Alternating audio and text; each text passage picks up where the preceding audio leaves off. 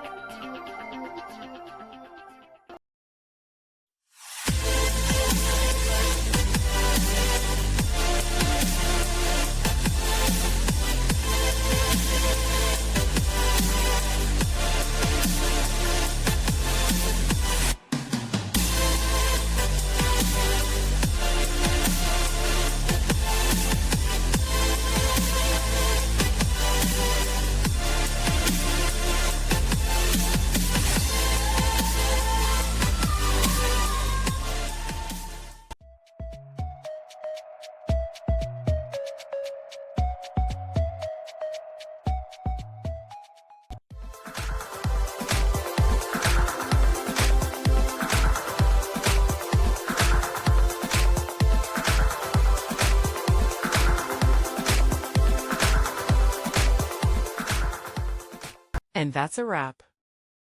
I hope you found the answer you were looking for. If you did, take a second to hit that subscribe button. It really helps out. And let me know in the comments which solution worked best for you. See you next time in the debug zone.